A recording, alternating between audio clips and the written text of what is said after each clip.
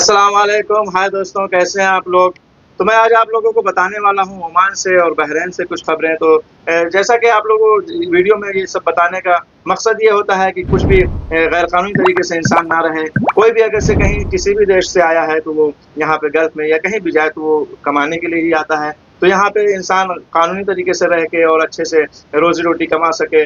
ऐसा ना हो कि यानी कि गैर कानूनी तरीके से रहे और अरेस्ट किया जाए, फँस जाए तो फिर आने का फ़ायदा क्या हुआ? तो इस वजह से बताने का मकसद यही होता है कि सब लोग होशियार रहें और यानी कि कोशिश करें कि कानूनी तरीके से रहें तो सही रहेगा। यहाँ पे मैं सबसे पहले बात ओमान से करता हूँ कि ओमान में 5 एशियाई प्रवासियों को साइबर फ्रॉड के आरोप में गिरफ्तार किया गया है। बहुत सारे अकाउंट इन लोगों ने खाली किए थे। तो ऐसा साइबर फ्रॉड आजकल बहुत होता है जो कि फ़ोन करके, एसएमएस के ज़रिए या कोई ऐसी लिंक भेज के जिसको क्लिक करते ही अकाउंट खाली हो जाए। यानी तो कॉल करके कहना कि हाँ, मैं बैंक का अधिकारी हूँ और कुछ भी डिटेल्स ले लेना, ओटीपी वगैरह। जबकि आप लोगों को पता होना चाहिए कि कोई भी बैंक का कोई भी ऐसी सर्विस नहीं है जो डायरेक्ट फ़ोन करके आपसे ओटीपी माँगे या कोई ऐसी जानकारी माँगे। आपको अगर सिर्फ़ कॉल आएगा भी तो ये कहा जा सकता है कि आप जो है तो ब्रांच में विज़िट करें, आपसे कोई जानकारी फ़ोन पे नहीं ली जा सकती, नहीं ली जाती है।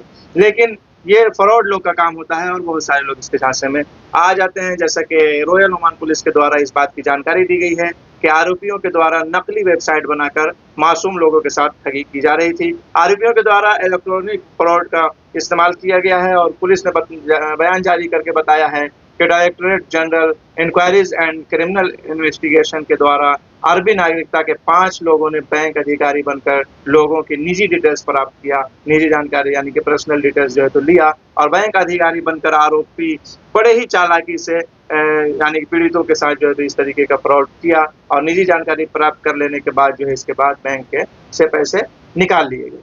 तो आरोपियों को अरेस्ट करके उनके खिलाफ कानूनी कार्रवाई की जा रही है। वो अलग बात है कि बाद में जो है तो बहुत सारे लोग पकड़े जाते हैं, बहुत सारे ऐसे हैं जो नहीं भी पकड़े जा रहे हैं, बहुत सारे मासूम लोगों के साथ जो है तो ऐसा फ्रॉड करते ही रह रहे हैं। अब बात करते हैं बहरीन से। जैसा कि मैंने पहले कहा कि ये सब चीज़ें बातें इसलिए बताई जाती हैं ताकि इंसान जो है तो होशियार रहे।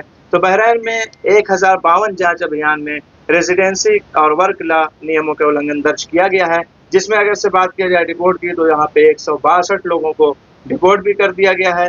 तो बताया गया है कि बहरीन में रहने वाले, काम करने वाले प्रवासियों के खिलाफ जो है तो कानूनी कार्रवाई की जा रही है। लेबर मार्केट रेगुलेटरी अथॉरिटी के द्वारा इस बात की जानकारी दी गई है कि अधिकारियों के द्वारा करीब 1052 अभियान चलाए गए हैं, जाँच अभियान, जिसमें 111 को अरेस्ट किया गया है और 162 लोगों को ऑलरेडी डिपोर्ट कर दिया गया है। तो जैसा कि मैंने शुरू में ओमान से एक खबर बताया, तो ओमान से एक और खबर लेते हैं कि ओमान बॉर्डर पर बिना वीज़ा के एंट्री कर रहे प्रवासी को गिरफ्तार किया गया है। भारी मात्रा में ड्रग्स भी बरामद हुए हैं। तो बताइए, कहीं भी किसी भी देश में एंट्री के लिए, किसी देश में जाने के लिए आपको कोई प्रोसेस है, अगर से वीज़ा फ्री भी देश है तो ऑन अराइवल वीज़ा दिया जाता है, वहाँ पे आपको मिलेगा। कोई ऐसा नहीं है कि बिना वीज़ा के, बिना किसी कागज़ात के आप जो है तो डायरेक्ट एंट्री कर लेंगे। किसी भी देश में एंट्री के लिए आपको वीज़ा ज़रूरी होता है। लेकिन कई बार ऐसे मामले सामने आते हैं जिसमें लोग गैर कानूनी तरीके से एंट्री करने की कोशिश करते हैं और इसमें पकड़े भी जाते हैं, क्योंकि उनके पास वीज़ा तो होता नहीं है। और ऐसे ही लोगों से निपटने के लिए, ऐसे लोगों के एंट्री को,